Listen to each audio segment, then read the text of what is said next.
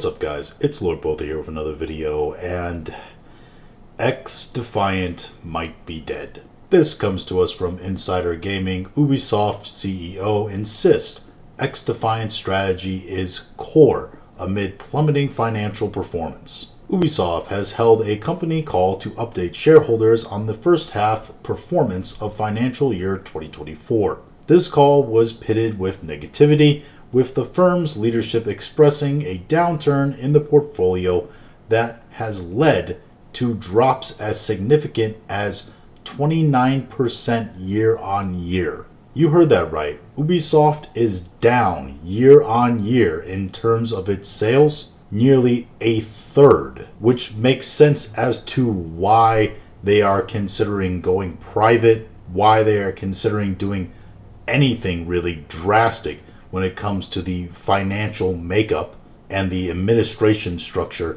of their company. They state while playtime and MAU counts are up, spending is down, and the recent poor performance of Star Wars Outlaws has caused further internal issues at a time when things are already critical. However, the company's CEO, Yves Guillemot, has reassured everyone that despite XDefiant's woes, games as a service remains a core strategy moving forward. One of the things they're essentially admitting there is that the failure of Star Wars Outlaws has drastically hurt the financial capabilities to invest in XDefiant going onward.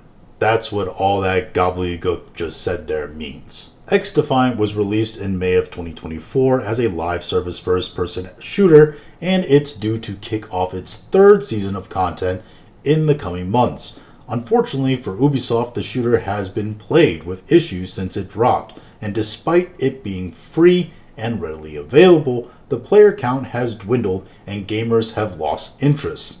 And now games like Black Ops 6 have stripped XDefiant's audience to the bare bones. In the recent earnings call, Ubisoft confirmed that sales were down about 20% year on year, and back-cat net bookings were down as much as 29%. Despite the drop in sales, playtime is up 9%, and MAUs across Ubisoft's suite of games sit at around 37 million, which marks a 3% increase year on year. But here's the thing, guys. Just like any business, whether it's restaurants, retail, or the gaming business, it's not about the customers that you have. While it's good to have regulars that are always coming in, acquiring new customers is the ultimate goal. The non-regulars are the people that pay the bills. Anyone who's watched any episode of a restaurant rescue show can tell you that there is inevitably a ton of episodes on there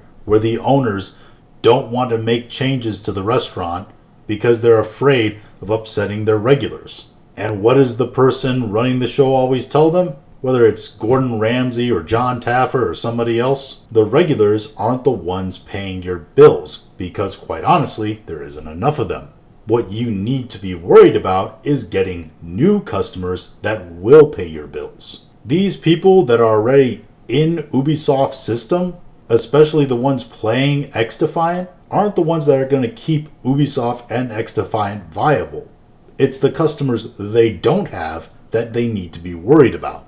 Yves Guillemot continued to reassure shareholders by saying, despite recent setbacks, we are continuing to deeply transform Ubisoft in order to restore the level of creativity and innovation that built Ubisoft's success while delivering stronger execution and predictability. To succeed, we must redouble our focus on execution and reinforce a player-centric mindset in everything we do. For example, we are improving the quality of Star Wars Outlaws, including actively addressing player feedback through the title updates as we get ready for Steam launch, the first story pack, and the upcoming holiday season. I'm going to stop you right there and say there's no way you can save Star Wars Outlaws. It is an epic failure of a game.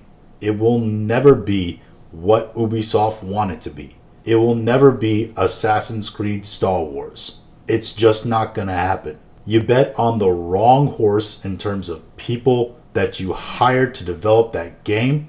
Everything they could bungle and make ugly and inoperable, they did, and it's too little too late to try to fix that thing. He continues, we are also taking the additional time to ensure that the upcoming very ambitious opus in our flagship franchise Assassin's Creed Shadows is a highly polished, exceptional experience on day one, and that it resonates strongly with players. Again, I highly doubt that's going to happen. They weren't sure about it in November. A few months difference into February is not going to change any of that, really. Especially when you consider that in releasing in February, it's going to release between the launches of Kingdom Come Deliverance and Monster Hunter's Wilds, which, by the way, their beta is having an absolutely massive player count right now on Steam. At the end of the day, I think XDefiant is going to be a dead game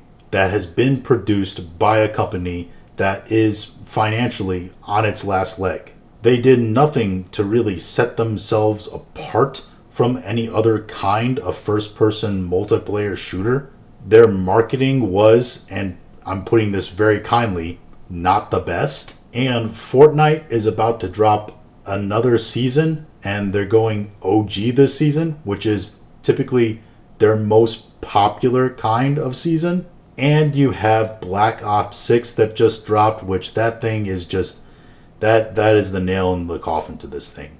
Everybody that probably could have been playing XDefiant, they've moved on to Black Ops 6. When this thing came out, everyone was saying XDefiant has until Black Ops 6 drop to make a name for itself. Because when Black Ops 6 dropped, if XDefiant hadn't made it by then, it was never going to make it. And Call of Duty was still going to reign supreme in this space. The other stuff, the problems with Outlaws, the problems with Assassin's Creed, the overall financial problems to Ubisoft, it's all just secondary to that factor. It's a shame too, because Ubisoft could have had something that made them a lot of money, and a lot of reoccurring money at that. And they really could have challenged Call of Duty in this space. But like a lot of the time, Ubisoft fumbled the bag. And now we're just left with a lot of questions of what could have been from a dead game. But those are just my thoughts on all this.